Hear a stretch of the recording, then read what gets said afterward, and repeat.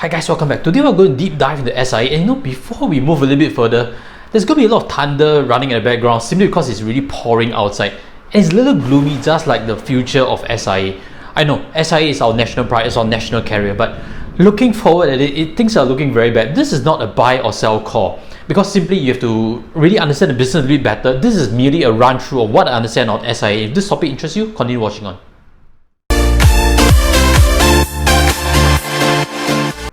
If you have been on this channel, you have known that I actually shared before on a sector that's going to be really impacted by coronavirus, and that sector is none other than travel industry. SIA was one of the names that's brought up in that video. I'll leave links for you to follow if you're curious about that. And in our community, I've actually shared before, if coronavirus is going to run rampant, of course travel industry is not going to be doing very well. And indeed, as of today, SIA actually released a notice that they're halting all their flights, almost all of them. And what that means is there's little to no income moving forward. SIA makes money simply by selling tickets. If you're not flying, if I'm not flying, there's no tickets to be sold. SIA is going to see a sufficient hit in terms of its revenue. I've actually also shared with a private group on my take on SIA, and I was really concerned about what is it going forward. And today I'll share a little bit more with you what I've actually shared in that forum so that you know a bit better before investing into SIA yourself. I'll be using numbers from DBS's research. As you can see over here, SIA is about 9 billion worth of forecasted debt in this year.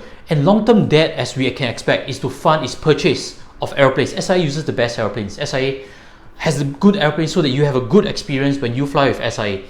But the problem is this: when they have no income coming in, how is it going to be easy to service the debt? They do have some cash, as you can see, for 2 billion worth of cash. But if this COVID-19 period is going to last very long, they're going to draw down their cash to pay down the loans. And that's going to be a problem because you can't always use this 2 billion to fulfill this 9 billion worth of liabilities.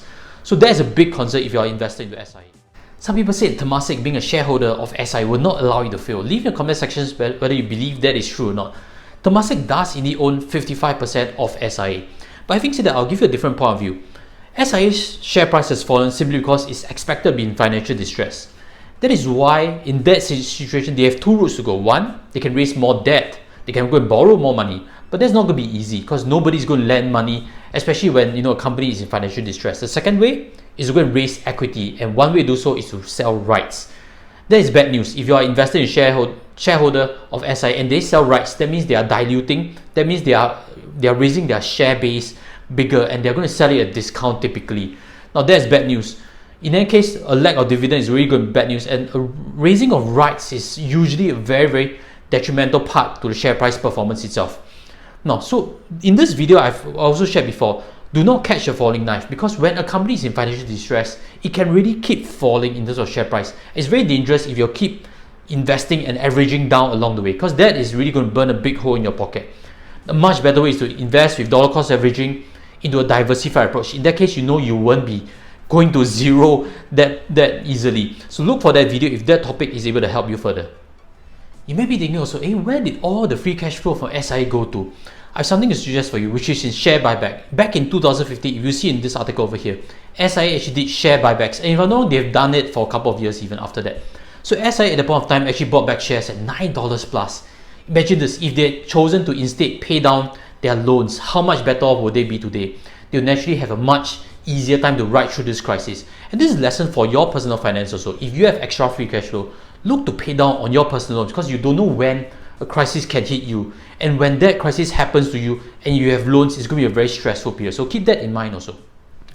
Now, if you like this video, smash the like button below so YouTube's algorithm knows that this is quality content to show to more people. Again, if you haven't subscribed, smash the subscribe button below, because we're launching videos every week. I'd like to invite you to become part of our journey to become more financially savvy. With that, I'll sign off. Again, if you have questions, leave it in the comment sections below. I'll pick up each and every one of them. With that, I'll sign off. Take care and goodbye.